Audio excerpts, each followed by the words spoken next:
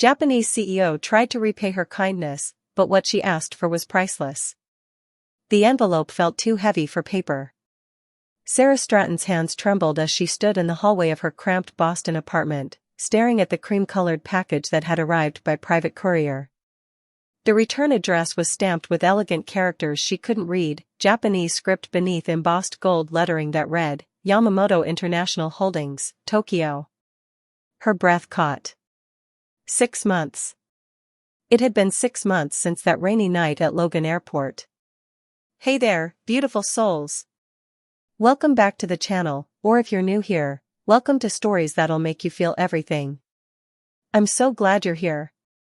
Drop a comment below and tell me where you're watching from. I love connecting with you all across the globe. And hey, how are you doing today? Really, I want to know. Also, quick question, have you subscribed yet? No?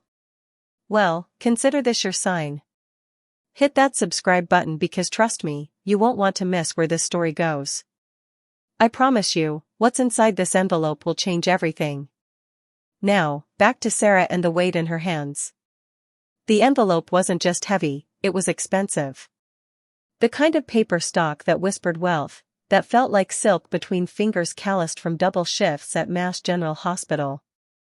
Sarah's nursing scrub still smelled faintly of antiseptic, her hair still pulled back in the same messy bun she'd twisted together at 5 a.m., 14 hours ago. She shouldn't open it. She'd helped that man because it was the right thing to do, not because she wanted something in return. That's what she told herself as she slid her finger beneath the seal, as the paper gave way with a sound like a secret being whispered. Inside, a handwritten letter in perfect English. And beneath it, something that made her knees buckle. But we need to go back. Back to that April night when the rain fell like bullets and Sarah Stratton made a choice that would crack her life wide open. The thunder had rolled across Boston Harbor like artillery fire. Sarah had been walking through Terminal C, exhausted from a 12-hour shift that had stretched to 15, when she'd seen him collapse. One moment, an older Japanese man in an immaculate charcoal suit had been standing near Gate 27, phone pressed to his ear, speaking rapid-fire Japanese. The next, he was on his knees, face ashen, clutching his chest. People had frozen.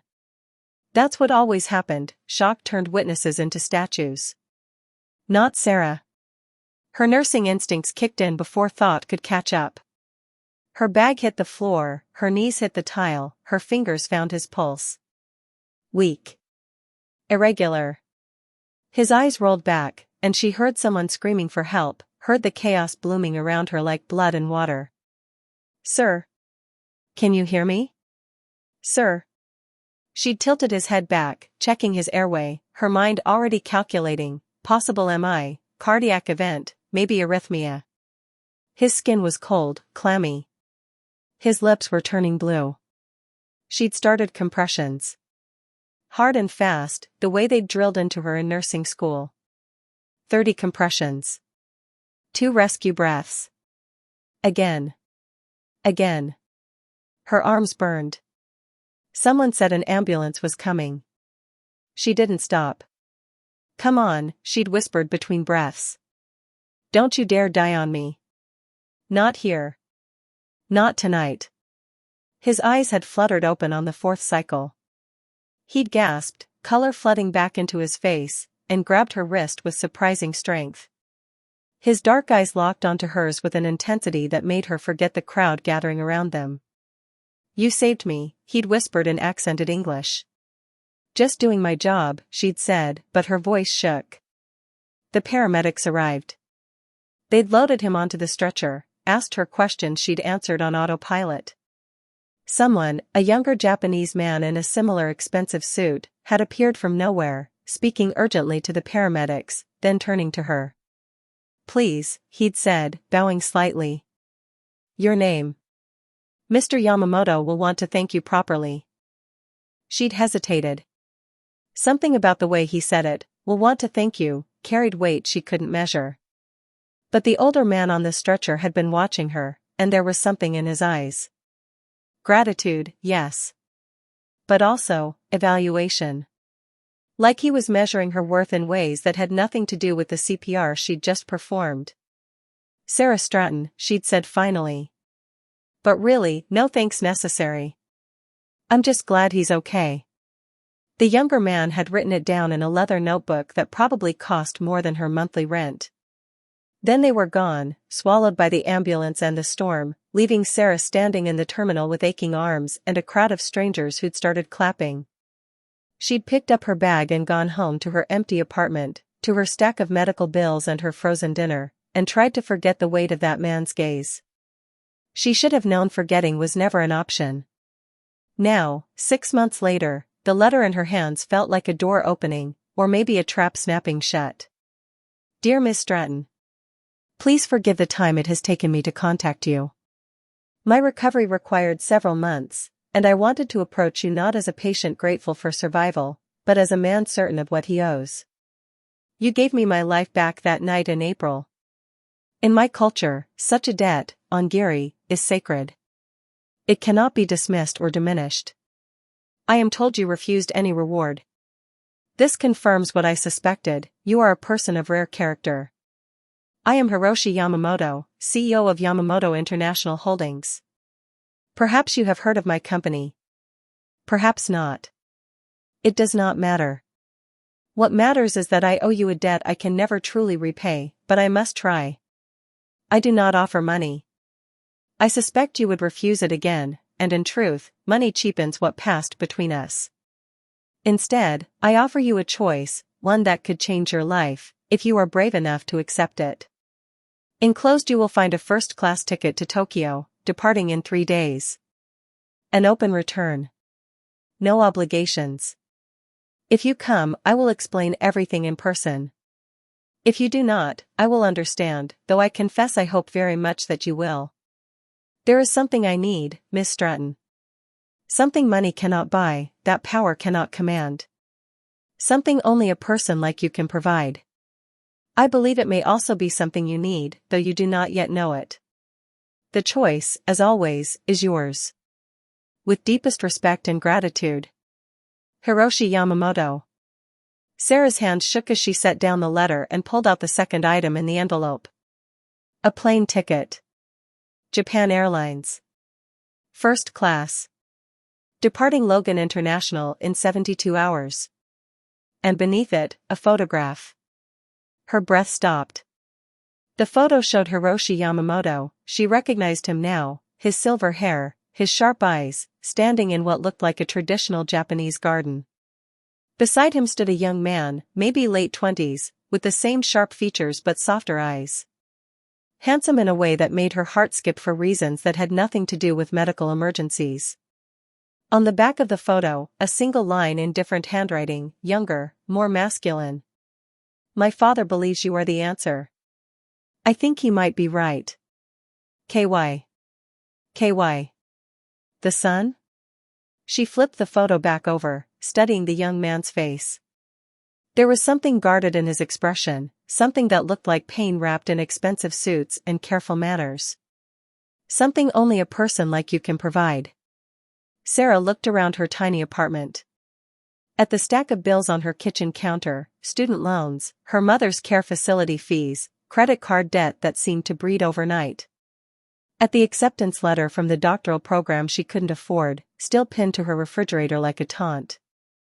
At the photograph of her father she kept by the door, his Marine uniform pressed and perfect, his eyes kind. Dead 5 years now, and she still hadn't fulfilled the promise she'd made him. Make something of yourself, Sarah. Don't let anything hold you back. She looked back at the ticket to Tokyo. At the photograph of 2 men who were strangers but somehow didn't feel like strangers. At the elegant handwriting of a man who'd stared death in the face and seen her instead. 3 days. She should say no. She should tear up the ticket and forget this insanity. She had a life here, small, suffocating, drowning in debt, but hers. But something you need, though you do not yet know it. What if he was right? Sarah Stratton had spent her entire life being careful, being responsible, being the good daughter who cleaned up everyone else's messes. She'd put herself through nursing school while caring for her dying father. She'd worked double shifts to pay for her mother's Alzheimer's care.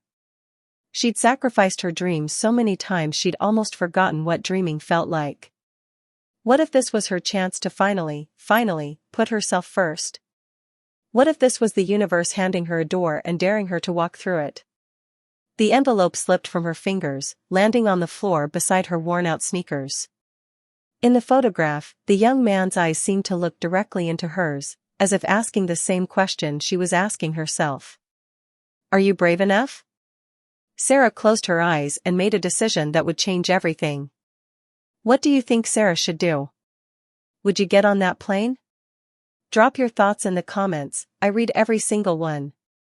And if you're already hooked, I know you are, make sure you're subscribed so you don't miss what happens when Sarah arrives in Tokyo. Trust me, what's waiting for her there, you won't see it coming. #.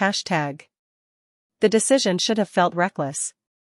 Instead, as Sarah sat in her nurse manager's office 3 days later, requesting an emergency leave of absence, it felt like the first honest thing she'd done in years. 2 weeks? Linda Chen peered at her over reading glasses that had slipped down her nose. The woman had been Sarah's supervisor for 4 years, had seen her through her father's death, her mother's diagnosis, every crisis that had threatened to break her. Sarah, you haven't taken a sick day in 2 years. You have vacation time saved up, personal days, honey, you could probably take a month and still have time left over. 2 weeks, Sarah repeated, her voice steadier than her hands. I need to do something. For me. Linda studied her for a long moment, then smiled, a real smile, not the professional one she used for administrators. It's about damn time.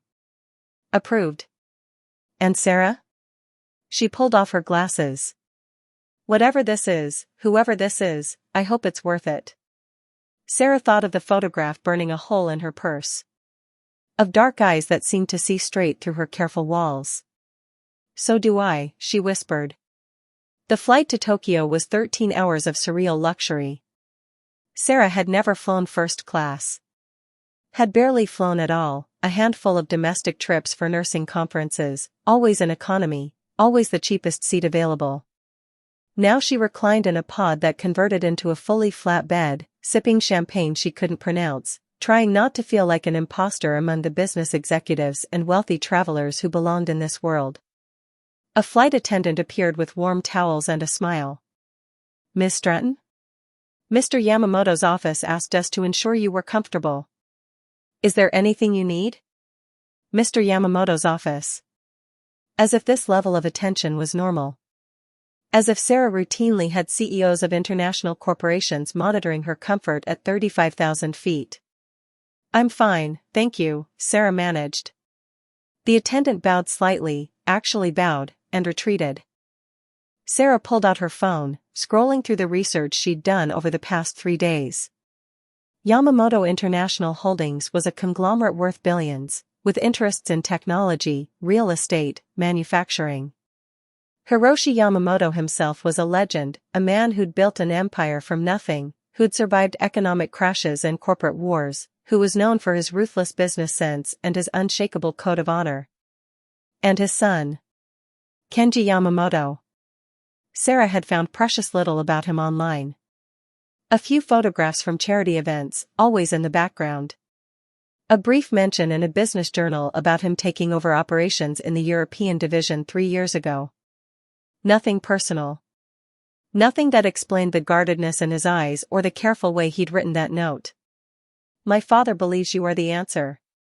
I think he might be right. The answer to what? Sarah closed her eyes, trying to quiet the anxiety spiraling through her chest. She'd left Boston on faith, stupid, reckless faith in a letter from a stranger. She'd told her mother's care facility she'd be unreachable for 2 weeks, had packed a suitcase full of clothes that suddenly seemed hopelessly inadequate, had walked onto this plane without any real idea of what she was walking into. The old Sarah would never have done this. The old Sarah was careful, controlled, convinced that if she just worked hard enough, sacrificed enough, eventually life would reward her restraint. But the old Sarah had been slowly suffocating, and maybe that was worse than whatever waited for her in Tokyo. Narita Airport was controlled chaos. Sarah emerged from customs in a daze of jet lag and culture shock, scanning the crowd for, what? A driver with a sign? Another courier with another mysterious envelope? Instead, she saw him. Kenji Yamamoto stood near the exit, impossible to miss despite the throng of travelers. He was taller than she'd expected from the photograph, lean and elegant in dark slacks and a crisp white shirt rolled to his forearms. His black hair was slightly disheveled, like he'd been running his hands through it. And his eyes, those dark, intense eyes from the photo, locked onto hers with a precision that made her forget how to breathe. He moved toward her with fluid grace, weaving through the crowd, and Sarah's nursing instincts kicked in automatically, cataloging details, the slight tension in his jaw, the shadows under his eyes suggesting missed sleep, the way he held himself with perfect posture that somehow seemed defensive rather than confident. This was a man carrying weight he didn't want anyone to see. Miss Stratton. He stopped in front of her, and his voice was like whiskey, smooth, dark, with an edge that burned. American accent, barely touched by Japanese inflection. I'm Kenji Yamamoto. Thank you for coming. He extended his hand. Sarah took it, and the contact sent electricity up her arm that had nothing to do with static and everything to do with the way his fingers wrapped around hers, firm, warm, deliberate. Sarah, she said automatically. Please, just Sarah. Something flickered in his expression. Surprise? Approval? It vanished before she could name it. Sarah. He tested her name like it was a word in a foreign language he was learning to speak. The car is waiting. My father is eager to see you again, though he's asked me to speak with you first. If you're not too tired? I'm fine, Sarah lied. She was exhausted, disoriented, and increasingly certain she'd made a terrible mistake. But she'd come this far. Let's talk. The car was a Mercedes that probably cost more than Sarah would earn in 5 years. Kenji held the door for her with old-world courtesy that should have seemed outdated but instead felt oddly right. He slid in beside her, maintaining a careful distance on the leather seat, and the driver pulled smoothly into Tokyo traffic without a word. For a long moment, neither of them spoke. Sarah watched the city blur past the tinted windows, neon and concrete, ancient temples nestled between skyscrapers, a collision of old and new that mirrored the strangeness of this entire situation. You must have questions, Kenji said finally. He wasn't looking at her, his gaze fixed on something outside the window or maybe on nothing at all. A few thousand, Sarah admitted. Starting with, why am I here? His jaw tightened. Because my father is dying. The words hit her like a punch. What? But he recovered. The doctors said. The doctors said he survived the cardiac event you prevented. Kenji turned to face her now, and the pain in his eyes was raw enough to make her chest ache. They didn't say he was cured. He has congenital heart disease, Sarah. Progressive. Inoperable at his age. He has maybe a year. Maybe less. I'm sorry, Sarah whispered, and meant it. But I don't understand. If he's ill, he should be focusing on treatment, on his family. Why bring me here? Because he's not focusing on treatment. He's focusing on legacy. Kenji's voice turned bitter. And apparently, I'm failing to provide it. Sarah frowned. Legacy? You mean the company? I mean an heir. Kenji looked away again, and Sarah saw a muscle tick in his jaw. My father is traditional in many ways. He believes the Yamamoto line must continue. He wants to see his grandchildren before he dies. He wants to know that everything he built will be passed down through blood. Understanding dawned slowly, horribly. And you? And I'm 32, unmarried, and apparently running out of time to produce the grandson he's decided is the only thing that matters anymore. Kenji's laugh was sharp and humorless. He's been introducing me to suitable women for years. Daughters of business associates, family friends, women who check all the right boxes. Educated. Connected. From good families. Let me guess, Sarah said quietly. You're not interested. I'm not interested in an arranged marriage based on spreadsheets and social climbing. Kenji met her eyes, and there was something fierce in his gaze now, something that made her pulse quicken. I'm not interested in marrying someone who sees me as a transaction. Who wants the Yamamoto name and fortune and is willing to tolerate me to get it. Sarah's mind raced. So what does this have to do with me? Kenji was silent for a long moment. The car glided through Tokyo streets, past buildings lit up like jewels, and Sarah waited, her heart hammering against her ribs. My father is a good judge of character, Kenji said finally. In business, he can read people in seconds. Spot liars, opportunists, genuine talent. That night at the airport, when you saved his life, you didn't ask his name. Didn't ask for anything. You just acted. Anyone would have. No. Kenji cut her off gently but firmly. They wouldn't have. Most people freeze. You didn't. And afterward, when you could have demanded anything, money, favors, connections, you walked away. My father had you investigated. Sarah stiffened. He what? Don't be angry. It's who he is. Kenji's expression softened slightly. He needed to understand you. What he found was a woman who put herself through nursing school while caring for a dying father. Who works double shifts to pay for her mother's care. Who got accepted into a doctoral program she can't afford because she's buried in debt from being too good to the people she loves. Hearing her life summarized like that, clinical, stark, made something crack in Sarah's chest. I'm not some saint. I'm just. You're exactly what he was looking for. Kenji turned to face her fully now, and Sarah saw something in his expression that looked almost like hope. A woman with character. With strength. With compassion. Someone who can't be bought because money isn't what drives you. Kenji. Sarah's voice shook. What exactly are you asking me? The car slowed, pulling through ornate gates into what looked like a private estate.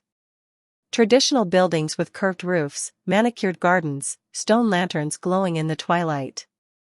Beautiful enough to take her breath away. Intimidating enough to make her want to run. Kenji didn't answer until the car stopped.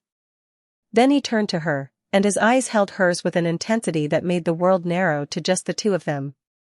My father wants to meet the woman who saved his life and see if she might be willing to save mine. Sarah's breath caught.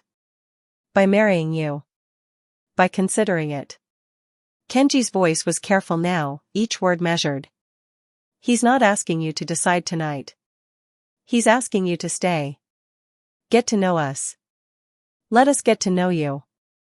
See if there might be compatibility. This is insane, Sarah whispered. Yes, Kenji agreed. Completely insane. Which is why I'm giving you an out right now, before you meet him, before this goes any further. Say the word, and I'll have you driven to a hotel. Tomorrow, I'll put you on a plane back to Boston with enough money to pay off every debt you have, finish your doctorate, set yourself up for life. No strings. No expectations. It was a test. Sarah knew it instinctively, the same way she knew when a patient was hiding pain or when a code was about to go bad. Kenji was testing her, just like his father had tested her by investigating her life. They wanted to know if she could be bought. Sarah thought of her mother, who didn't recognize her anymore. Of her father, who'd believed she could be anything. Of the dreams she'd buried under responsibility and debt. Of the life waiting for her in Boston, safe, suffocating, small. She thought of Kenji's eyes, dark and guarded and hiding something that looked like loneliness she recognized because she saw it in her own mirror every morning. What if I say no to the money but yes to staying? Sarah asked quietly. Something shifted in Kenji's expression. Then you'd be the first person in my life in a very long time who chose me over what I can provide. I'm not choosing you, Sarah said, but there was no heat in it. I'm choosing to understand what this is before I make any decisions. I'm choosing not to run from something that scares me just because it's easier. Kenji smiled, a real smile this time, small and almost shy, and it transformed his face from handsome to devastating. Then welcome to Tokyo, Sarah Stratton. He opened the car door, and warm evening air drifted in, carrying the scent of cherry blossoms and possibility. Let me introduce you to my father. And then, if you're willing, let me show you that some things worth having are worth the risk. He extended his hand. Sarah looked at it, strong, elegant, steady, and thought about all the hands she'd held in her nursing career. Hands of people dying, hands of people being born, hands that gripped hers in pain and fear and desperation. This was different.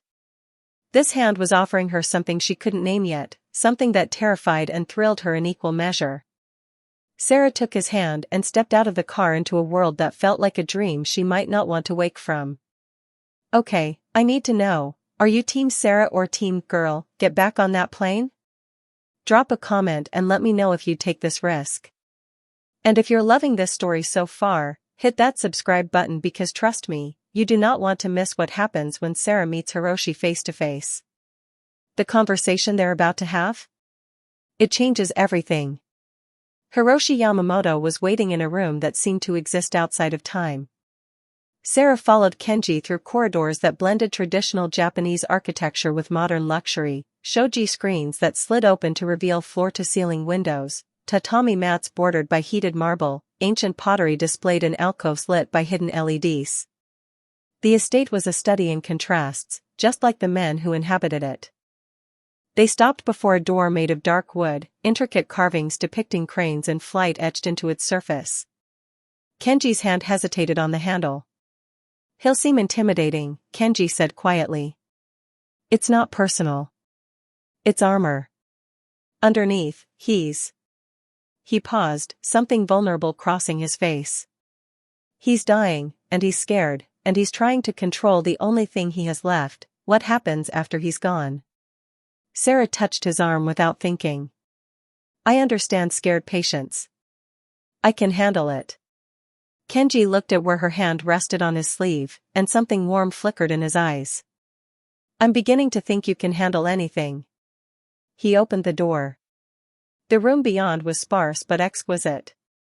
Minimalist furniture, a wall of windows overlooking a garden where a small waterfall tumbled over stones, the soft glow of paper lanterns.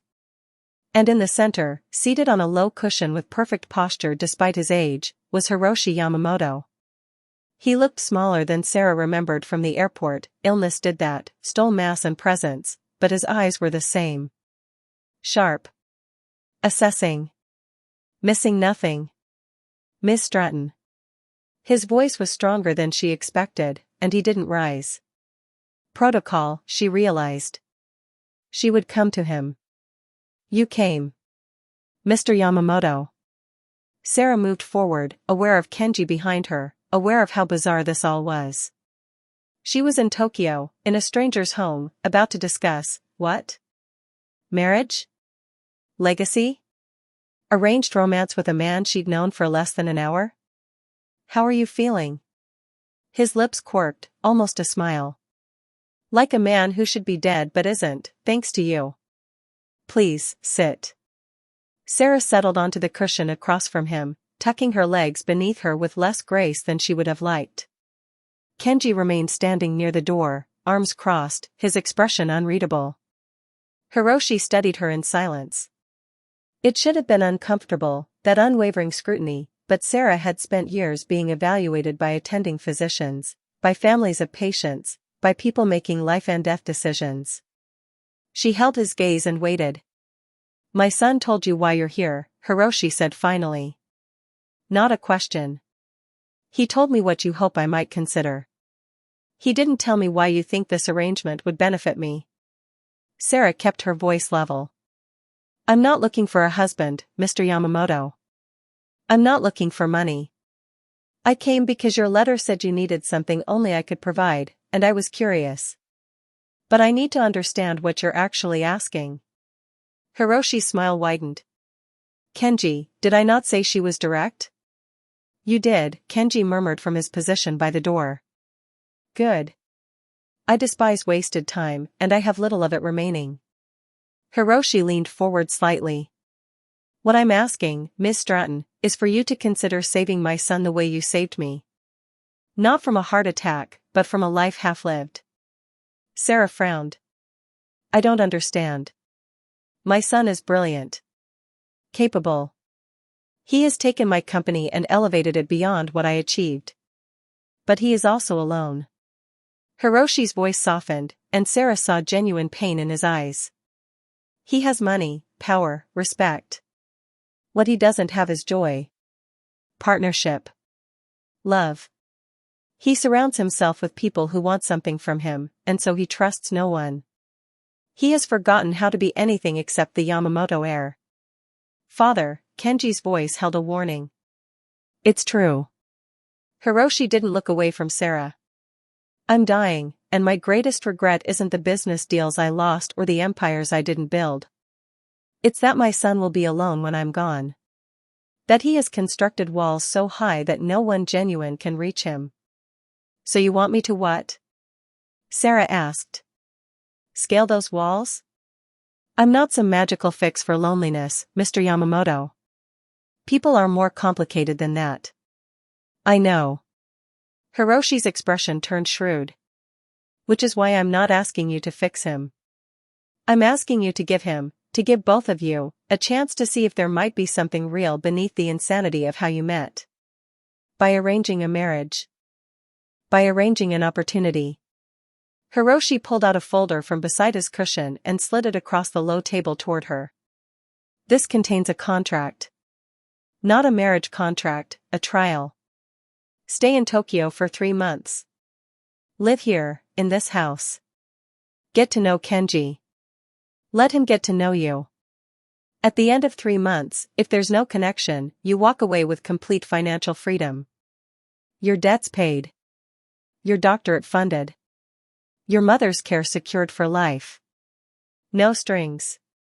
Sarah's hands trembled as she reached for the folder. And if there is a connection?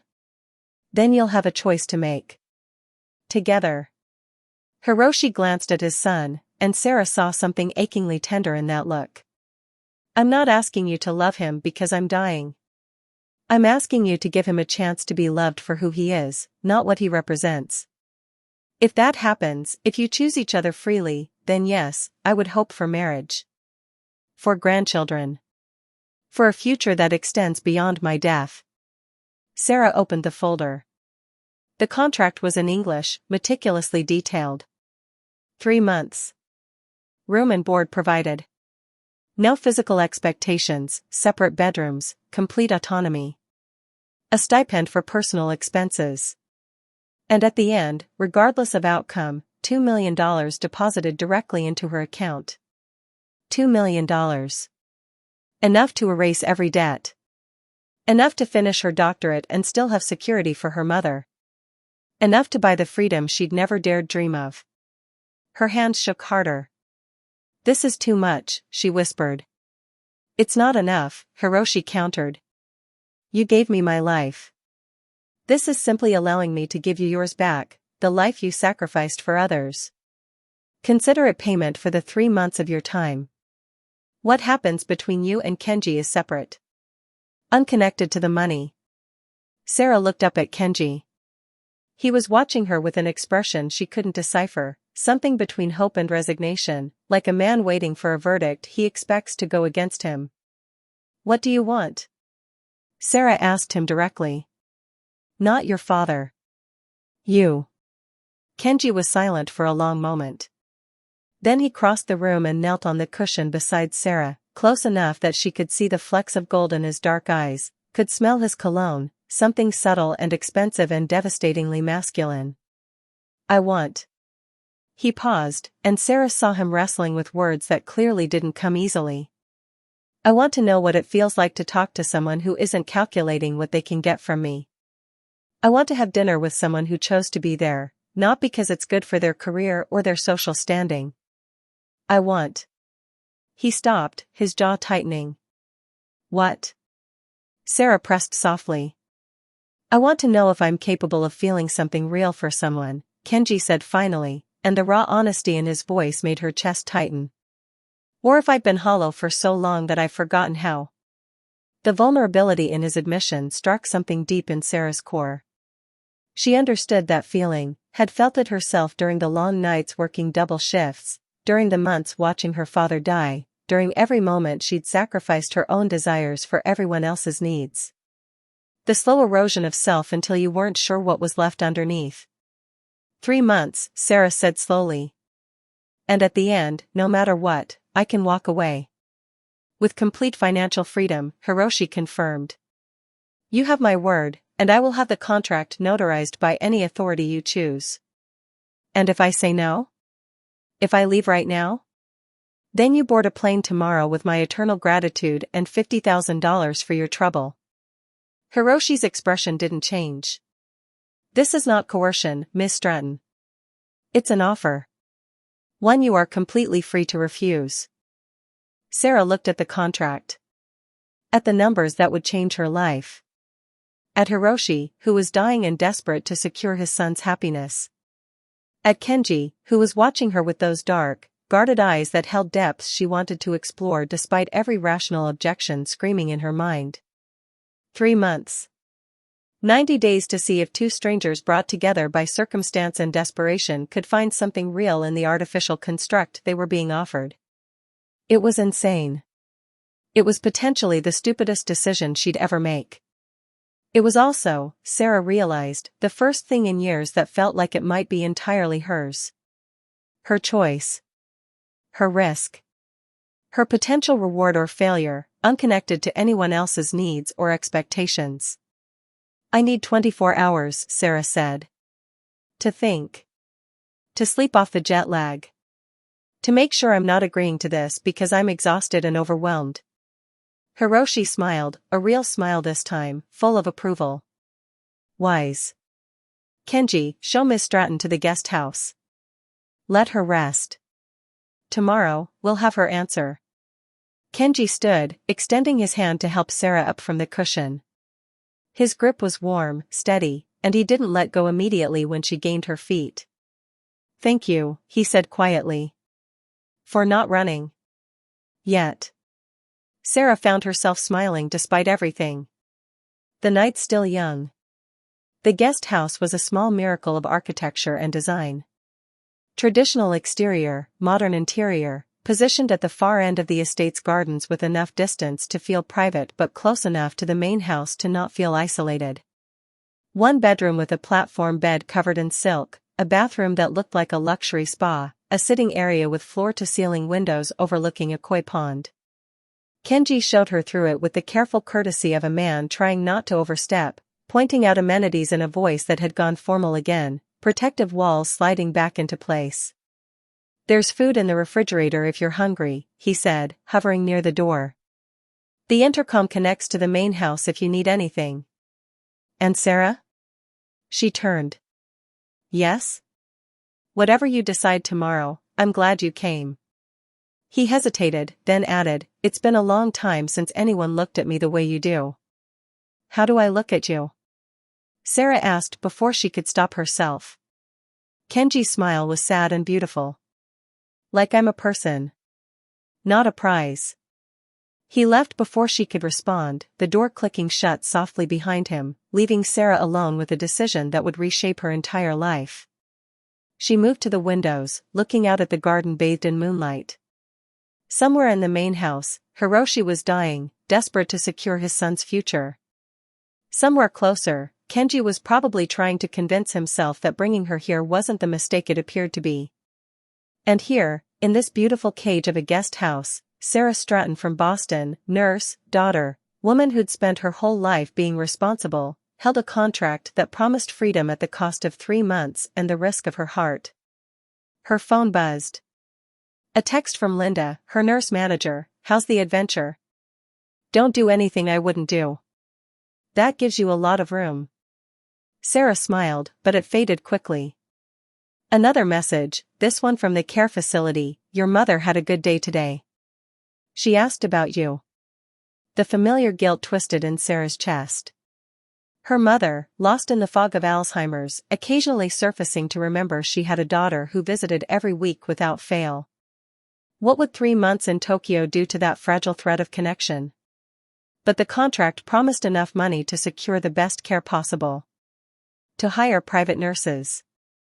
To ensure her mother wanted for nothing, even if Sarah wasn't physically there. Was it selfish to want this? To take this bizarre opportunity and see where it led? Or was it finally, putting on her own oxygen mask before helping others? Sarah pulled out the contract, reading it again in the soft lighting. Every word was clear, unambiguous. 3 months. $2 million. Complete freedom to walk away. And between the lines, unwritten but impossible to ignore, the chance to find out if she and Kenji could build something real from this manufactured beginning. The chance to save someone not with CPR and medical training, but with presence and choice and the possibility of love. The chance to be saved in return. Sarah set down the contract and moved to the bedroom, exhaustion finally crashing over her in waves. She'd decide tomorrow. Tonight, she'd sleep in the most comfortable bed she'd ever encountered and dream of dark eyes and impossible choices and 3 months that could change everything. But deep down, in a place she wasn't quite ready to acknowledge, Sarah already knew what her answer would be. Some doors, once opened, were impossible to close. Some risks were too compelling to refuse. Some men with guarded hearts and genuine loneliness deserved a chance to be seen. And some women who'd spent their whole lives being careful deserved the freedom to be reckless, just this once, and see what happened. So here's my question for you beautiful people, would you sign that contract? 3 months, $2 million, and a man who might be worth more than both? Tell me in the comments what you would do. And if you haven't subscribed yet, now's the time, because tomorrow, Sarah gives her answer, and what happens next? Let's just say Tokyo's about to get very interesting. Don't miss it. Sarah woke to sunlight streaming through shoji screens and the distant sound of water flowing over stones. For a disoriented moment, she forgot where she was. Then it all crashed back, Tokyo, the contract, Kenji's dark eyes watching her like she held answers to questions he hadn't learned to ask yet. She sat up, finding a breakfast tray on the low table near her bed that hadn't been there when she fell asleep. Fresh fruit, green tea still steaming, delicate pastries, and a handwritten note in elegant script. Good morning. Take your time. No pressure. But I hope you're hungry, my father's chef doesn't accept anything less than complete appreciation. K. Sarah smiled despite the nerves coiling in her stomach. She ate slowly, savoring flavors that seemed too perfect to be real, and tried to organize her thoughts into something resembling logic. The practical arguments for accepting $2 million. Financial freedom. Her mother's care secured. Her doctorate finally within reach. The practical arguments against 3 months in a foreign country with strangers. A bizarre arrangement that could go catastrophically wrong. The very real possibility of developing feelings in a situation designed to manipulate them. But there were other arguments, too. Ones that didn't fit neatly into pro and con lists. The way Kenji had looked at her last night, vulnerable and hopeful and terrified all at once. The way Hiroshi's eyes had softened when he talked about his son's loneliness. The way her entire body had hummed with something electric and alive when Kenji held her hand. The way she'd felt, for the first time in years, like she was choosing something for herself instead of sacrificing for everyone else. Sarah finished her tea, showered in the marble bathroom with water pressure that felt like a religious experience, and dressed in one of the few nice outfits she'd packed, a simple navy dress that suddenly seemed hopelessly American and casual. It would have to do. She found Kenji waiting in the garden, sitting on a stone bench near the koi pond. He wore dark jeans and a charcoal sweater that made him look younger, less corporate. More real. He stood when he saw her, and Sarah caught the flash of anxiety in his expression before he schooled it into neutrality. He was nervous. The realization steadied her somehow. Good morning, she said. Good morning. Kenji's eyes traveled over her face like he was searching for clues. Did you sleep? Better than I have in months, Sarah admitted. That bed is incredible. Wait until you try the onsen. He caught himself, then added hastily, if you stay. I mean, if you decide to stay. No assumptions. Sarah sat on the bench, and after a moment's hesitation, Kenji sat beside her. Not too close. Respectful distance. But close enough that she could feel the warmth radiating from him, could catch the scent of his cologne mixing with the garden's cherry blossoms. I have questions, Sarah said. Before I decide anything. Kenji turned to face her, giving her his full attention in a way that made her feel like the only person in the world. It was intoxicating and terrifying in equal measure. This arrangement, these 3 months. What do they actually look like? Do you expect me to play house? Pretend we're engaged? What are the rules? Kenji was quiet for a moment, considering. No pretending. I despise dishonesty, and I think you do too. We tell people the truth, that we're getting to know each other at my father's request. As for what it looks like. He gestured vaguely. I work, but I can adjust my schedule. We could have dinner together. Explore Tokyo. Talk. Learn about each other the way people do when they're dating, I suppose, except without the uncertainty about intentions. Except there's massive uncertainty about intentions, Sarah pointed out. We're strangers brought together by a contract and your father's dying wish. That's about as uncertain as it gets. Fair point. Kenji's lips quirked. Then let's reduce the uncertainty. I'll tell you my intentions right now, completely honestly, if you'll do the same. Sarah's heart hammered. Okay. My intention, Kenji said slowly, is to spend the next 3 months discovering whether you and I could genuinely care for each other. Not because my father wants it. Not because of money or obligation. But because there's something here, he gestured between them, something I felt the moment I saw you at the airport yesterday. Something I haven't felt in years, maybe ever. I want to know if it's real or if I'm projecting hope onto a stranger because I'm desperate not to be alone. The raw honesty stole Sarah's breath. She forced herself to match it. My intention, she said, is to figure out if I'm brave enough to want something for myself instead of always putting everyone else first. And to see if you're worth the risk of 3 months of my life, or if this is just an elaborate way to feel less guilty about taking money I desperately need. Kenji flinched slightly. Is that what you think? That this is about assuaging guilt? I don't know what to think, Sarah admitted. Yesterday I was in Boston working a double shift. Today I'm in Tokyo contemplating a contract marriage with a man I've known for 12 hours. It's insane, Kenji. Completely insane, he agreed. Then, softer, but not necessarily wrong. Their eyes met and held. Sarah felt the air between them thicken, charged with possibility and danger and something that felt dangerously close to attraction. She had no business feeling this quickly. If I stay, Sarah said carefully, I need ground rules. Real ones, not just what's in the contract. Name them. Honesty. Complete honesty, even when it's uncomfortable. If you're feeling pressured or having second thoughts, you tell me. If I am, I tell you. Agreed. Kenji nodded. What else? Autonomy. I'm not staying locked in this estate for 3 months. I want to explore Tokyo, have my own space, not feel like I'm under constant surveillance. Done. I'll arrange for a car and driver at your disposal. Private credit card for any expenses. Complete freedom to come and go. Kenji paused. Though I'd like to show you the city myself, if you'll let me. Sarah felt warmth bloom in her chest. I'd like that. Other rules? If either of us develops feelings, we acknowledge it. We don't play games or pretend we're unaffected to seem cool or protected. This only works if we're both willing to be vulnerable.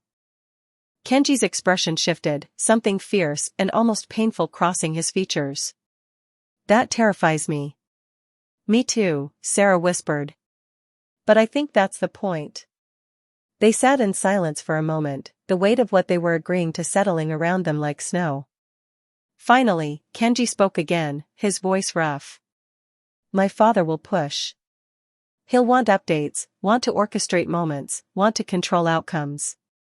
I'll run interference as much as I can, but you need to know, he's dying, and that makes him both more desperate and more manipulative. I can handle your father, Sarah said with more confidence than she felt. I've dealt with difficult patients before. Kenji's laugh was surprised and genuine. I don't think anyone's ever categorized Hiroshi Yamamoto as a difficult patient before, but it's accurate. What about you? Sarah asked. What should I know about you that isn't in whatever background check your father ran? Kenji looked away, his jaw tightening. I'm not easy to know. I've spent my whole life being groomed to take over the company, being told that emotion is weakness and trust is liability. I'm probably going to pull away when things get too real. I'm going to retreat into work when I'm scared. I'm going to test you, probably without meaning to see if you'll leave like everyone else. The admission was so honest it hurt. Sarah reached out instinctively, covering his hand with hers. I'm a nurse, she said quietly. I've seen people at their worst, scared, defensive, lashing out because vulnerability feels like dying. I don't run from difficult, Kenji. I run toward it. It's kind of my superpower and my fatal flaw. Kenji turned his hand over, threading his fingers through hers.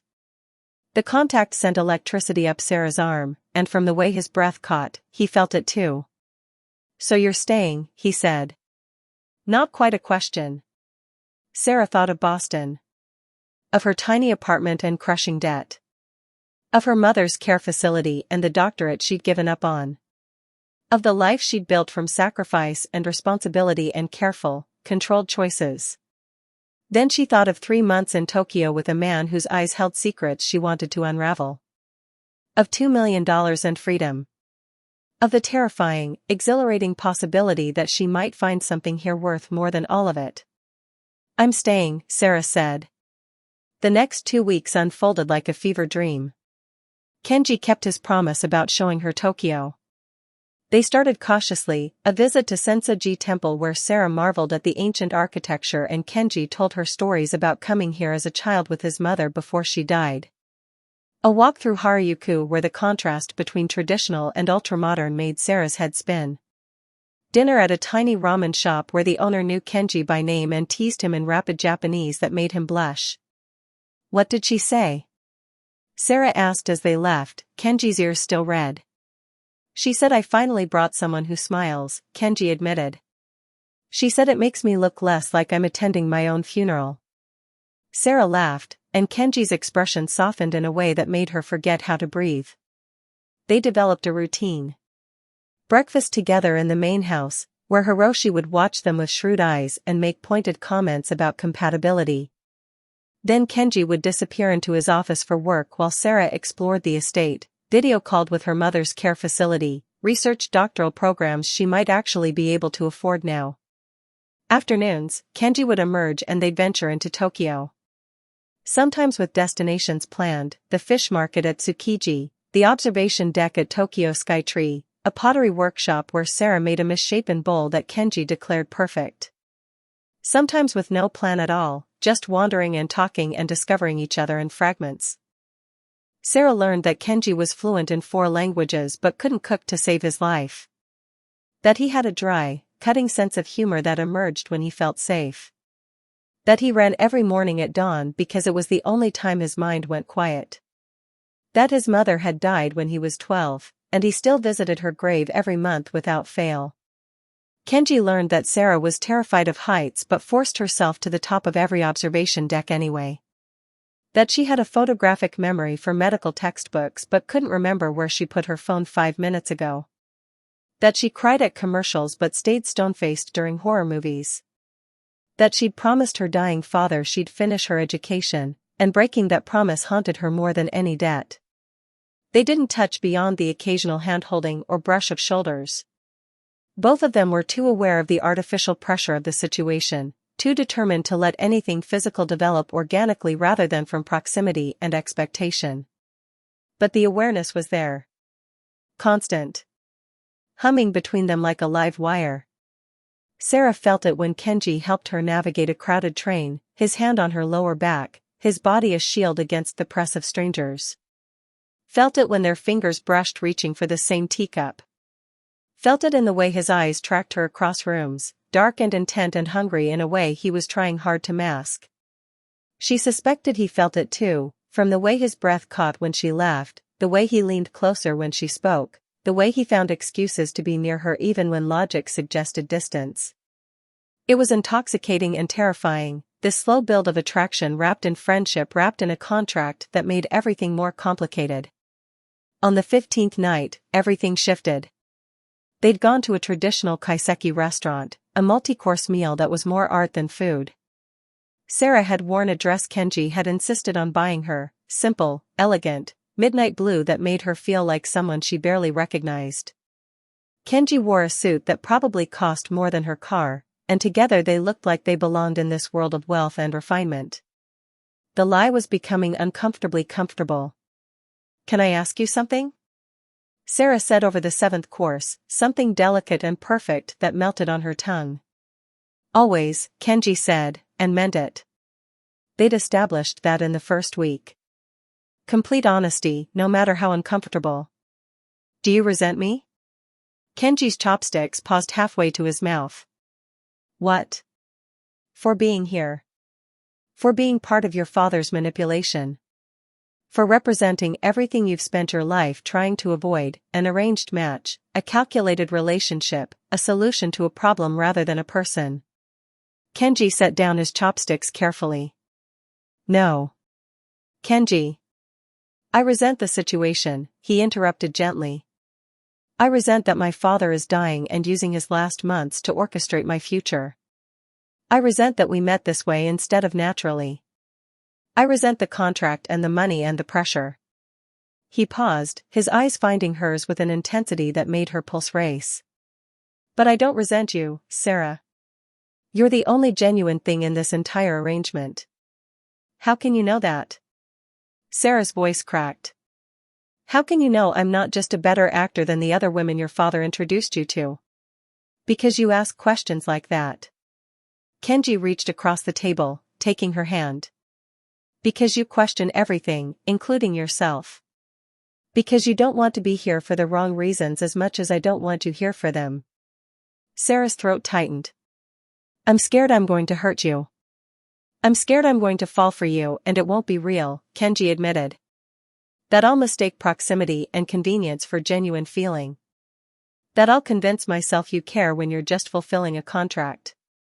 "I do care," Sarah whispered. "Then, because honesty was their rule, I'm already starting to care more than I should." The air between them crackled.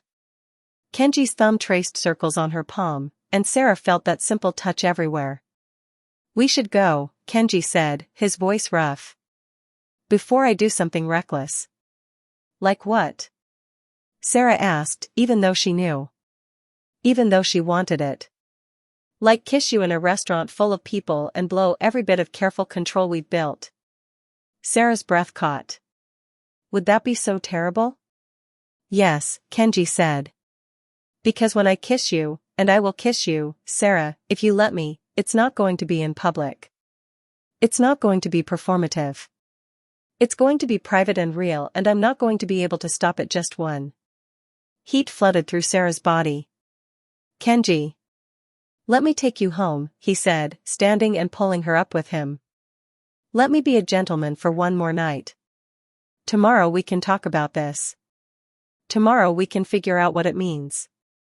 But tonight, let me get you home before I forget every reason this needs to go slow." They barely spoke on the drive back. The tension was thick enough to choke on, Kenji's hand gripping hers like a lifeline, Sarah's pulse hammering against her throat. When they reached the guest house, Kenji walked her to the door and stopped, keeping careful distance between them. "Good night, Sarah," he said. "Good night," she whispered. Neither of them moved. "You should go inside," Kenji said. "I know." "Sarah." "Yes?" "I'm not falling for you because of proximity or convenience," Kenji said quietly. "I'm falling for you because you're brilliant and brave and you see me as a person instead of a prize. And that terrifies me more than anything in my life ever has. Before Sarah could respond, he turned and walked away, disappearing into the garden's shadows, leaving her standing in the doorway with her heart racing and every carefully constructed wall around her feelings beginning to crack. Okay, I need to know, are you team kiss already or team slow burn forever? Drop a comment and tell me if Kenji should have kissed her. And listen, if you're not subscribed yet, what are you waiting for? Tomorrow, something happens that changes everything between Sarah and Kenji, and you do not want to miss it. Hit that subscribe button now. The call came at 3 in the morning. Sarah jolted awake to pounding on her door, her nurse instincts kicking in before her brain fully engaged. She stumbled out of bed, threw on a robe, and yanked open the door. Kenji stood there, still dressed from dinner, his face pale. It's my father. He collapsed. Sarah was moving before he finished speaking. Where is he? His bedroom. I've called his personal physician, but, Kenji's voice cracked. Sarah, I don't know what to do. Take me to him. Now. They ran through the estate, and Sarah's mind shifted into clinical mode, pushing aside everything personal. When they burst into Hiroshi's room, she found him conscious but struggling to breathe, one hand clutching his chest. Mr. Yamamoto. Sarah dropped to her knees beside his bed, fingers finding his pulse. Rapid, irregular. Can you tell me what you're feeling? Like an elephant, sitting on my chest, Hiroshi gasped. Thought I had more time. You do, Sarah said firmly, even as her training told her this was bad. Very bad. Kenji, elevate his head. Get me aspirin from the bathroom. Move. Kenji obeyed instantly. Sarah worked quickly, efficiently, checking vitals, asking questions, keeping Hiroshi focused on her voice while his heart tried to kill him. The physician arrived within 10 minutes, an elegant older man who took one look at Hiroshi and started barking orders in Japanese. Within 30 minutes, they had Hiroshi stabilized and transferred to a private hospital. Sarah rode in the ambulance, holding Hiroshi's hand while Kenji followed in the car behind them. You're good at this, Hiroshi murmured, his voice weak but steady now. Crisis management. It's what I do, Sarah said. No. Hiroshi's grip tightened on her hand. You give people hope when they're dying. There's a difference. Dawn found them in a private hospital room that looked more like a luxury hotel suite. Hiroshi was sleeping, monitors beeping steadily, and Kenji stood at the window staring out at Tokyo's skyline with an expression like shattered glass. Sarah approached quietly. He's stable. The cardiologist says this was a warning, not the main event. With proper management. He's dying, Kenji interrupted flatly. We both know it. This just moved up the timeline. Sarah didn't argue. She'd seen enough terminal patients to recognize when death was circling. I'm sorry, she said instead. Kenji laughed, a bitter, broken sound. Are you? Because this is convenient timing, isn't it? Right when things were getting complicated between us. Right when you were starting to question whether this arrangement is worth it. Sarah stiffened. What are you saying? I'm saying my father is brilliant and manipulative, and I wouldn't put it past him to orchestrate a medical crisis to force your hand. Kenji turned to face her, and his eyes were cold. To remind you why you're really here. To make you feel obligated. The accusation hit like a slap. You think I'm only here out of obligation? I don't know what to think anymore. Kenji's composure cracked. 2 weeks ago, you were a stranger. Now you're in my head constantly, and I can't tell if it's real or if we're both just responding to an impossible situation the way we're expected to. Expected by who? Sarah demanded. Your father? The contract? Or you? All of it. Kenji ran his hands through his hair. Don't you see? Nothing about this is real, Sarah. We're playing house in a fantasy he created, and when he dies, what are we left with? A relationship built on manipulation and money? The word stung because Sarah had thought the same things during sleepless nights. But hearing Kenji say them, hearing the doubt in his voice, ignited something fierce in her chest. "You're right," Sarah said quietly. "Your father manipulated this situation. The contract is transactional. Everything about how we met is bizarre and artificial." She stepped closer. "But what I feel when I'm with you. That's real, Kenji. The conversations we have, the way you make me laugh, the way my heart races when you look at me like I matter, that's not something anyone can orchestrate." "How do you know?" Kenji's voice broke. "How can either of us know?" "Because I could have stayed in that guest house tonight," Sarah said. "I could have let your father's physician handle this. I came because when you knocked on my door looking terrified, my first instinct was to help you. Not because of money. Not because of contracts. Because the thought of you hurting made me hurt." Kenji stared at her, and Sarah saw the war playing out behind his eyes, the desperate want to believe her fighting against years of trained cynicism. "I'm falling for you," Sarah whispered. "And it scares the hell out of me because you're right, this situation is impossible. But my feelings aren't. They're messy and complicated and probably stupid, but they're real." "Sarah." "Miss Stratton?" A nurse appeared in the doorway. "Mr. Yamamoto is asking for you. Both of you." They found Hiroshi awake, looking fragile in the hospital bed but alert. He gestured them closer with a weak hand. "I heard raised voices," Hiroshi said. "Good. You're finally being honest." "Father, this isn't," Kenji started. "I'm dying," Hiroshi interrupted bluntly. "Weeks now. Maybe a month if I'm lucky." The doctors confirmed it. He looked between them. "I need to tell you something. Both of you. The truth about why I brought you together." Sarah's stomach dropped. "Mr. Yamamoto." "The contract was real," Hiroshi said. "But it wasn't the whole truth. Sarah, you saved my life, yes. But what you don't know is that I've been watching you for longer than that night. 6 months before the airport, my company was evaluating a partnership with Mass General. I saw you there, treating a patient, a homeless man others had dismissed. You spent 40 minutes with him. Talked to him like he mattered. Got him into a rehabilitation program." Sarah's breath caught. She remembered that patient. Remembered fighting with administration to get him help. "I was impressed," Hiroshi continued. "So I had you investigated then. Before the heart attack. Before any of this." He coughed, and Kenji moved forward with water. "When you saved my life months later, it felt like fate.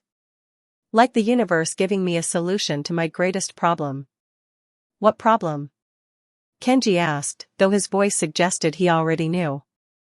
"You," Hiroshi said simply. "My brilliant, lonely son who trusts no one because everyone wants something from him. I needed someone who couldn't be bought. Someone whose character was already proven. Someone worthy of you." "So you manipulated us," Sarah said. "Yes." No apology in Hiroshi's voice. "I created an opportunity. What you do with it is your choice. But Sarah, I need you to know, the money is real. The contract is binding. Even if you walk away tomorrow, even if you decide my son isn't worth 3 months of your life, you get everything I promised. That's not contingent on anything except the time you've already given." Sarah felt the ground shift beneath her. "Why are you telling me this?" "Because I'm dying, and I'm tired of manipulation," Hiroshi said. "Because you both deserve the truth. I orchestrated the meeting, but I can't orchestrate feelings. What's between you is real or it isn't. The contract doesn't change that." He turned to Kenji. "And you, my son. Stop sabotaging yourself. Stop assuming everyone will leave. This woman came to a foreign country, agreed to an insane arrangement, and ran toward you when you needed help, not away. If that's not worth fighting for, worth trusting, then I've failed you as a father." Silence filled the room, thick with revelation and emotion. Finally, Kenji spoke, his voice raw. "Father, I No more tonight, Hiroshi said. I'm tired. Go home. Talk. Be honest. Figure out what you want this to be. His eyes found Sarah's. Both of you. They didn't speak during the drive back to the estate. When they arrived, Kenji walked Sarah to the guest house and stopped at the door, just like he had hours earlier. But everything had changed. I'm sorry, Kenji said. For what I said at the hospital. For doubting you. You were scared, Sarah said. I understand scared. I'm still scared, Kenji admitted. But I meant what I said before dinner. When I kiss you, it's going to be real. So I need to know, Sarah, is this real for you? Not the contract. Not my father's manipulation. Us. Sarah looked at him, this complicated, guarded man who'd somehow worked his way past every defense she had. She thought about walking away, about taking the money and running back to her safe, small life in Boston. Then she thought about never seeing him again. Never hearing his laugh. Never discovering what they could be if they were brave enough to try. It's real, Sarah whispered. Kenji closed the distance between them in 2 strides. His hands cupped her face, gentle and reverent, and Sarah's heart nearly stopped. Last chance to run, he murmured, his lips an inch from hers. I'm not running, Sarah breathed. Kenji kissed her. And the world caught fire. Oh. My. God. Did that just happen? Tell me in the comments if you saw that coming. And if you're not subscribed, I'm begging you, subscribe now because what happens next is going to absolutely wreck you in the best way possible. The kiss changed everything and solved nothing. For 3 days, Sarah and Kenji existed in a bubble of stolen moments, morning coffee that turned into lingering touches, evening walks through the garden that ended with desperate kisses against cherry trees, whispered conversations in the dark that felt more intimate than anything physical. But Hiroshi's condition was deteriorating. Fast. On the 4th day, everything shattered. Sarah was in the main house having breakfast when she heard raised voices from Hiroshi's study. She shouldn't have listened. She knew better. But something in the tone, sharp, angry, desperate, pulled her closer. Cannot ask this of me. Kenji's voice, louder than she'd ever heard it. I can and I am.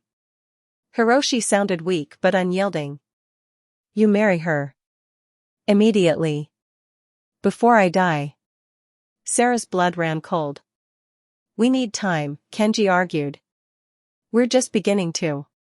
Time is what we don't have. Something crashed, a fist on a desk maybe. I have 2 weeks, Kenji. Maybe less. I need to see you settled. I need to know the Yamamoto line continues. Marry her now, or I change my will. Everything goes to the foundation. You get nothing. Silence. Then Kenji's voice, hollow, you'd really do that? To ensure you're not alone when I'm gone? Yes. Sarah's stomach lurched. She backed away from the door, mind reeling. This was the real manipulation. Not the contract. Not the money. This, forcing Kenji's hand with inheritance and guilt and a dying man's ultimatum. She made it back to the guest house before the tears came. Kenji found her 2 hours later, packing. Sarah, wait. How long have you known? Her voice was ice. About the marriage ultimatum? Kenji paled. You heard. How? Long. 3 days, he admitted quietly. Since the hospital. He told me the night we kissed. The betrayal hit like a physical blow. And you didn't tell me. I was trying to figure out how to handle it without. Without what? Without me finding out that everything between us has been poisoned by his manipulation from the start. Sarah threw a shirt into her suitcase. I thought we agreed on honesty, Kenji. We did, but nothing. Sarah spun to face him. You let me fall for you knowing your father was planning to force your hand. You kissed me knowing it might all be meaningless if you refuse him and lose everything. It's not meaningless, Kenji said desperately. What's between us is real, Sarah. You said so yourself. How can I believe that now? Tears streamed down Sarah's face. How do I know you're not just playing along until you figure out whether I'm worth more than your inheritance? The words hit their mark. Kenji flinched like she'd struck him. Is that really what you think of me? His voice was raw. I don't know what to think anymore. Sarah's composure cracked completely. I came here looking for freedom and found a beautiful cage. Your father is dying and using his last breaths to manipulate us both. You're caught between duty and desire. And I'm the idiot who thought maybe, just maybe, this could be real. It is real, Kenji insisted. Then prove it, Sarah challenged. Tell your father no. Tell him you won't be manipulated. Tell him we'll marry if and when we choose, on our timeline, not his. Kenji's silence was deafening. You can't, can you? Sarah's laugh was broken. Because he's dying, and you can't say no to a dying man, even when saying yes destroys everything genuine between us. Sarah, please. I need space, Sarah said, her voice empty now. I need to think. Alone. Don't leave. Kenji's voice cracked. Don't get on a plane and disappear. Please. I'm not leaving Tokyo, Sarah said. But I can't stay here. Not tonight. She grabbed her suitcase and walked past him, and Kenji didn't try to stop her. The look on his face, devastated, guilty, lost, nearly broke her resolve. Nearly. Sarah checked into a hotel in Shibuya, a mid-range place that felt normal and real after weeks in the Yamamoto estate's rarefied air. She sat on the generic bed in the generic room and finally let herself fall apart. Her phone rang. Kenji. She declined the call. It rang again. And again. Finally, a text. I told him no. I told him we do this our way or not at all. He's threatening to cut me off completely. I don't care. What I care about is you. Please talk to me. Sarah stared at the message. Another came, I love you. I didn't plan to say it like this, in a text, but I can't wait anymore. I love you, and I'm terrified I've destroyed us by not being honest sooner. Her hands shook. A third message, take all the time you need. I'll wait. But Sarah, please don't give up on us. Not when we're so close to something real. Sarah turned off her phone. She looked out at Tokyo's glittering skyline and felt more alone than she had in years. She'd come here seeking freedom and found something more complicated than she could have imagined. Love. Real, messy, impossible love with a man whose dying father was determined to control them both from beyond the grave. And now she had to decide, was Kenji worth fighting for? Or was this beautiful disaster exactly what it looked like, a fantasy that could never survive reality? In her purse, the contract sat like a weight. $2 million. Freedom. Everything she'd sacrificed for. All she had to do was walk away. So why couldn't she make herself do it? Sarah spent 2 days in that hotel room, thinking. She ignored Kenji's calls. Ignored the messages that kept coming, desperate at first, then resigned, then simply present. He didn't beg. Didn't make excuses. Just sent small updates, father is stable.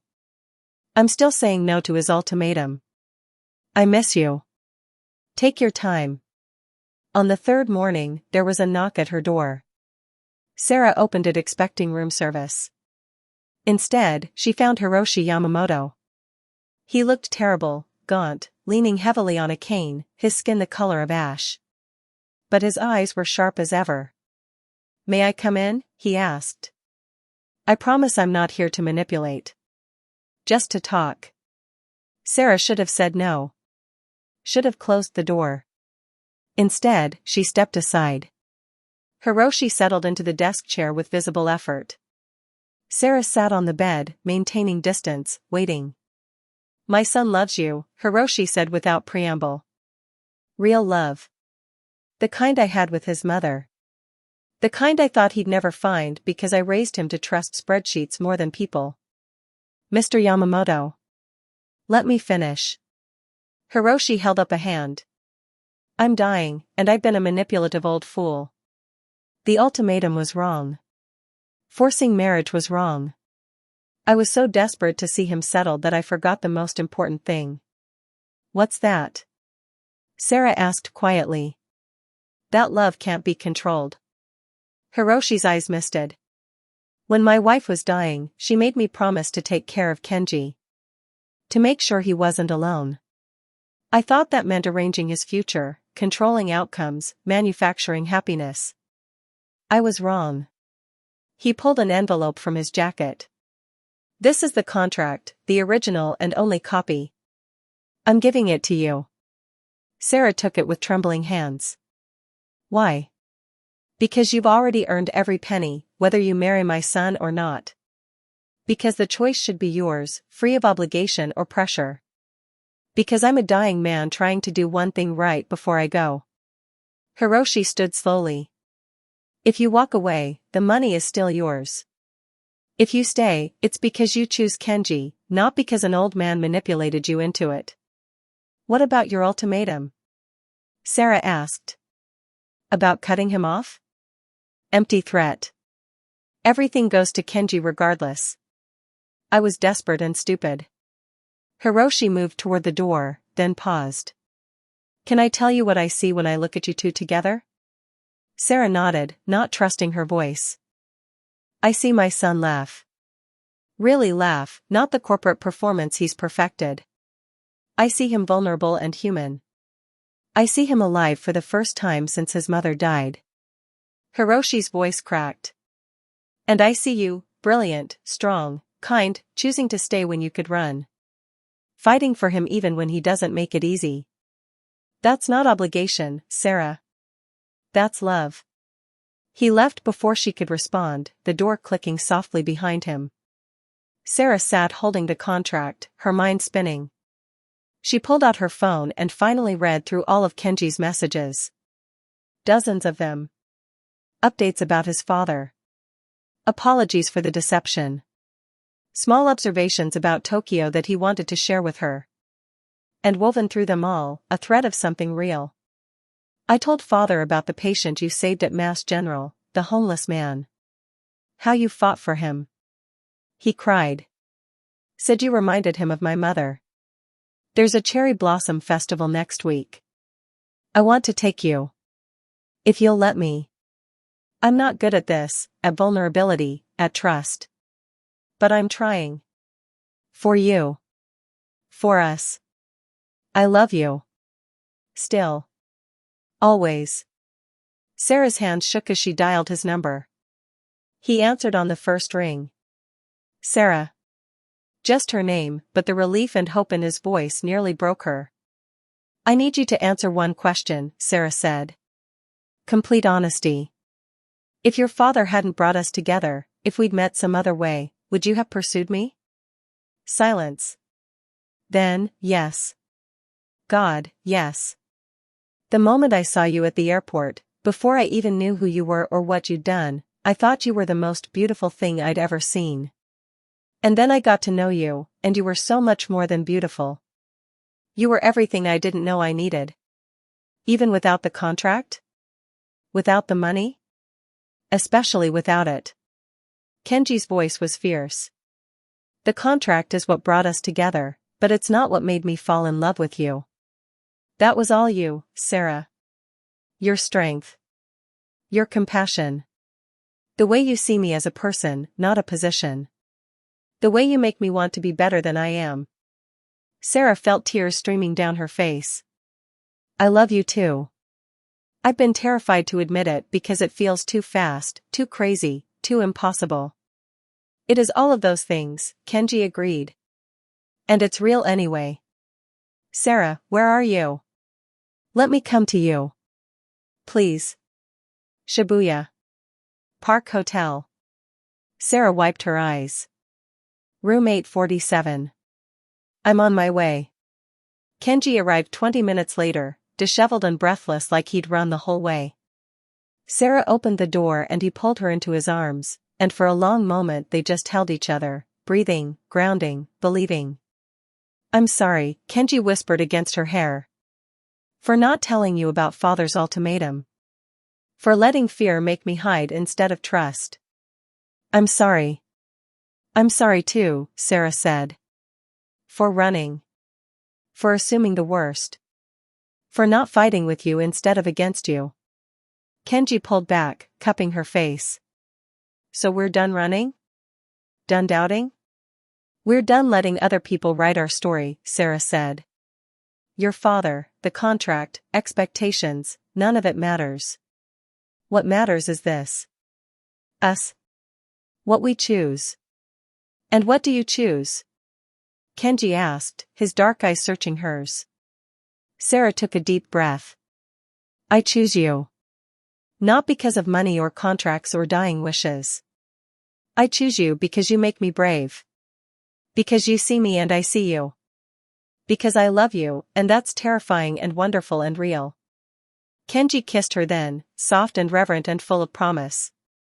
When they pulled apart, he was smiling that rare, genuine smile that transformed his whole face. "Move back to the estate," he said. "Not to the guest house.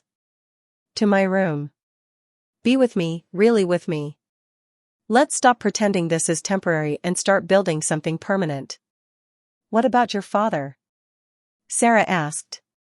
"The pressure for marriage?" "We'll marry when we're ready.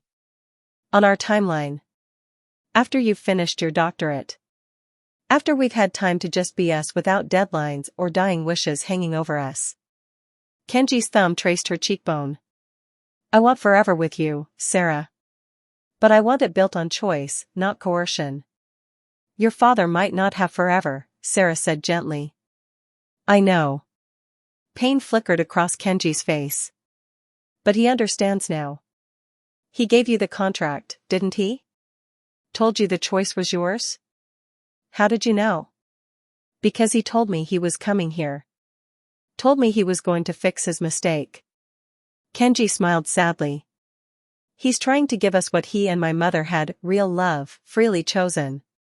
Even if he doesn't live to see the wedding." Sarah felt her heart crack and expand simultaneously. "Then let's give him something else. Let's let him see us happy. Really happy. Let's show him that his manipulation might have introduced us, but what we built from it is ours." "You're amazing," Kenji murmured. "How did I get this lucky?" "You collapsed in an airport and I happened to be walking by," Sarah said, and they both laughed, real, free, unburdened laughter. "Best heart attack of my father's life," Kenji said. "Worst joke of yours," Sarah countered, but she was smiling. Kenji kissed her again, deeper this time, and Sarah felt every wall between them crumble. This was real. This was theirs. This was worth every risk, every fear, every impossible moment that had brought them here. "Take me home," Sarah whispered. And Kenji did. 3 weeks later, Hiroshi Yamamoto lay in his bed at the estate, surrounded by family.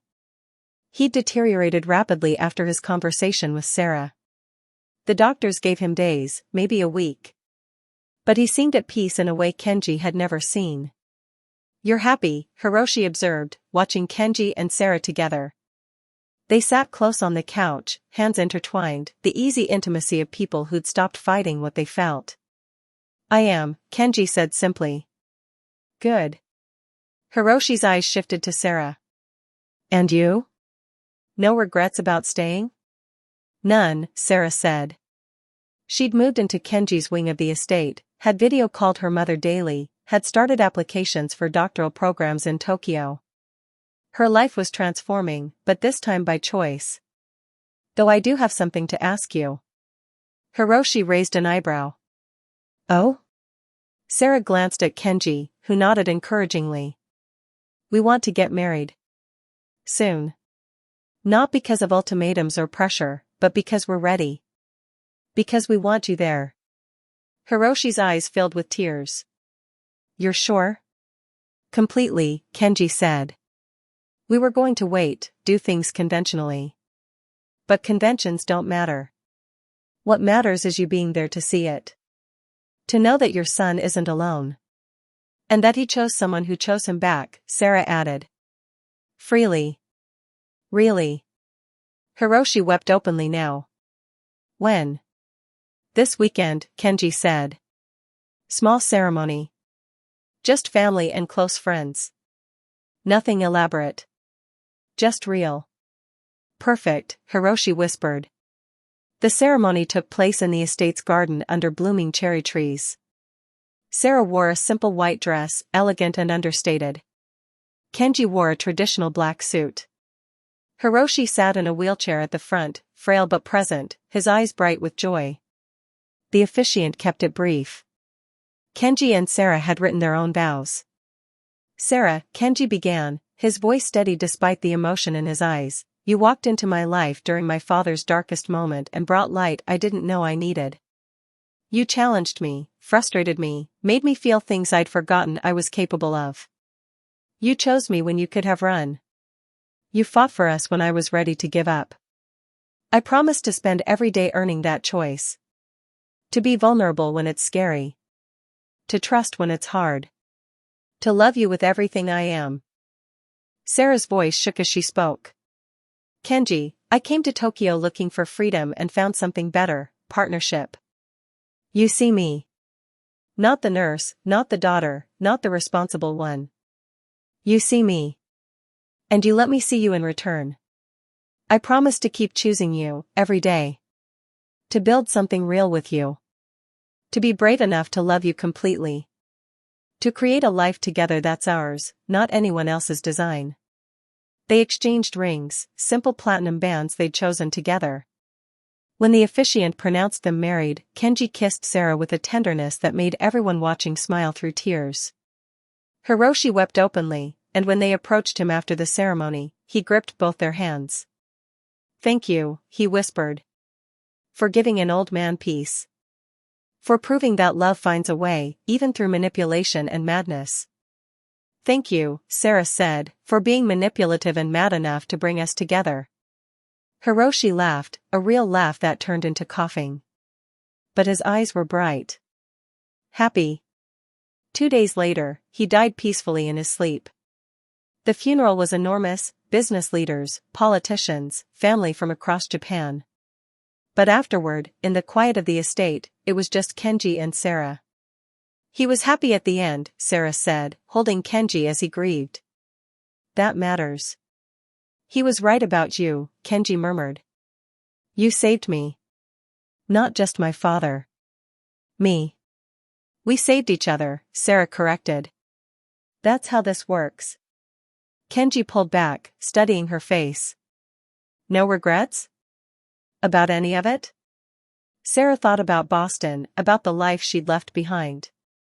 Then she thought about the acceptance letter she'd received yesterday, Tokyo University's doctoral program, full scholarship. About her mother's care facility sending photos of her smiling. About waking up next to Kenji every morning and feeling completely, impossibly home. No regrets, she said. Just gratitude. For what? For a dying man who loved his son enough to orchestrate the impossible. For a heart attack in an airport. For a contract that freed us both. For you, choosing to trust me when everything in your life taught you not to. Kenji kissed her softly. Best decision I ever made. Second best, Sarah corrected. First was telling your father no. Choosing our timeline over his. True. Kenji smiled. Though technically, we still got married on his timeline. Because we wanted to, Sarah said. That's the difference. It was. And it made everything that came after theirs in a way nothing else could have. 6 months later, Sarah stood in the doorway of what used to be Hiroshi's study, now transformed into her home office. Medical textbooks lined the shelves alongside Japanese language primers. Her laptop sat open to a doctoral thesis in progress, research on cross-cultural approaches to cardiac care. On the wall, a framed photograph, her and Kenji on their wedding day, Hiroshi beaming in his wheelchair between them. Still working? Kenji appeared behind her, wrapping his arms around her waist. It's almost midnight. Almost done, Sarah said, leaning back into his warmth. Just finishing this section on something brilliant that's going to change lives, I know. Kenji kissed her temple. But it can wait until tomorrow. Come to bed. Sarah saved her work and turned in his arms. Even after months of marriage, the sight of him still made her heart skip. Some things, she'd learned, didn't fade with familiarity, they deepened. How was your mother's call? Kenji asked as they walked toward their bedroom. Good. Really good, actually. Sarah smiled. She's having more clear days lately. The new medication is helping. She asked about you. What did she say? She said, that Japanese boy treating you right? Sarah laughed. I told her you were acceptable. Acceptable? Kenji pulled her close. I'm wounded. I might have mentioned you were also handsome, kind, brilliant, and made me happier than I ever thought possible, Sarah amended. Better. Kenji kissed her, slow and sweet. Speaking of happiness, I have something for you. He led her to their bedroom where a large envelope sat on the bed. Sarah recognized the return address, her mother's care facility in Boston. What is this? She asked. Open it. Inside were documents, transfer papers, medical records, visa applications. Sarah's hands trembled as she read through them. You're bringing her here? She whispered. To Tokyo? Only if you want, Kenji said carefully. I've been working with immigration lawyers. There's a care facility 15 minutes from here, one of the best in Asia. Your mother would have round-the-clock care, you could visit daily, and she'd be close. Not across an ocean. Tears streamed down Sarah's face. Kenji, the cost alone is nothing compared to having you not feel torn between two countries. Kenji wiped her tears gently.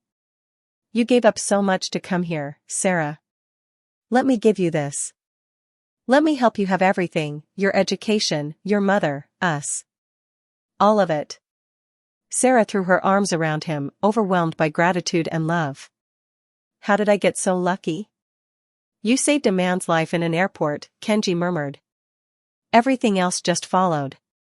3 months later, Sarah picked up her mother from Narita Airport. Margaret Stratton was fragile, confused by the travel, but when she saw Sarah, her eyes cleared with recognition. Baby girl, she whispered. You look different. Happy. I am, Mom, Sarah said, holding her close. I really am. The care facility was everything Kenji had promised, beautiful, staffed with professionals, close enough that Sarah could visit daily. Margaret had moments of clarity and moments of fog, but she was here. That mattered more than Sarah could express. Kenji visited with Sarah every few days, learning to communicate with Margaret during her clear moments, sitting quietly with her during the confused ones. He never complained, never acted like it was a burden. She's family, he said simply when Sarah thanked him. That's what we do for family. 1 year after their wedding, Sarah defended her doctoral dissertation. The auditorium was packed, professors, colleagues, and in the front row, Kenji and her mother. Margaret was having a good day, lucid and present, and when Sarah finished her presentation, her mother stood and applauded with tears streaming down her face. That's my daughter. Margaret called out, and the entire room laughed and joined the applause. Afterward, Kenji swept Sarah into his arms. Dr. Yamamoto, he said with pride and love. How does it feel? Surreal, Sarah admitted. A year ago, I thought this was impossible. Now you have everything you were told you couldn't have, Kenji finished. Career. Family. Love. All of it. Because of you, Sarah said. Because of us, Kenji corrected. Because we chose each other. Because my father was manipulative and brilliant. Because you were brave enough to get on a plane to Tokyo. Because we built something real from an impossible beginning. Sarah looked around the auditorium, at her mother beaming, at colleagues congratulating her, at the life she'd built from ashes and risk and love. It looked nothing like what she'd planned. It was so much better. 2 years after the wedding, on the anniversary of Hiroshi's death, Sarah and Kenji visited his grave. They brought cherry blossoms, his favorite. Stood in silence for a moment, hands clasped, remembering. "I'm pregnant," Sarah said softly. Kenji's head whipped toward her. "What?" "Found out this morning." 12 weeks. Sarah smiled through happy tears. "We're having a baby, Kenji. Your father's grandchild." Kenji pulled her close, and she felt him shaking. He knew, Kenji whispered. Somehow, he knew this would work. That we'd work. He hoped, Sarah corrected. He couldn't have known for sure. But he gave us the chance, and we chose to take it. They stood together in the cemetery, the city of Tokyo sprawling below them, cherry blossoms drifting on the wind. Sarah thought about the woman she'd been 2 years ago, exhausted, drowning in debt, convinced her dreams were dead. That woman had saved a stranger's life in an airport and inadvertently saved her own. She'd taken an insane risk on a contract marriage with a man she didn't know. She'd chosen love over safety, possibility over certainty, Tokyo over Boston. And in return, she'd found everything she'd been missing without knowing she was incomplete. "Thank you," Sarah whispered to Hiroshi's headstone. "For being crazy enough to believe. For giving us the push we needed. For loving your son enough to risk everything." Kenji squeezed her hand. "Ready to go home?" Home. The Yamamoto estate. Their life. Their future. "Yes," Sarah said. As they walked back to the car, Sarah's phone buzzed. A text from Linda, her old nurse manager in Boston. "Saw your published research. Proud of you, kid. You made it." Sarah smiled and typed back, "We all make it, if we're brave enough to choose ourselves." She slipped the phone into her pocket and took Kenji's hand. In 7 months, they'd welcome their child. In 2 weeks, her mother would celebrate a birthday at the care facility with cake and family. Tomorrow, Sarah would teach her morning class at the university. Tonight, she'd fall asleep in her husband's arms. The contract that had brought them together sat in a safe somewhere, paid in full, its terms exceeded beyond measure. Because the best things in life, love, partnership, family, joy, couldn't be purchased. They could only be chosen. Sarah had chosen. And she'd choose it all again, every impossible moment, every terrifying risk, every leap of faith that had led her here. To Tokyo. To Kenji. To a life built from kindness repaid and second chances seized. To everything priceless. The end. Oh my heart. Did this story wreck you as much as it wrecked me? Drop a comment and tell me your favorite moment. I want to hear everything. And if you loved this journey from Boston to Tokyo, from stranger to soulmate, from contract to forever, then please hit that subscribe button. Share this with someone who needs to believe in second chances and impossible love. Thank you for reading, for feeling, for being part of this beautiful community. Until the next story, remember, sometimes the best things in life come from the risks we're afraid to take. I'll see you soon, beautiful souls. Red Heart.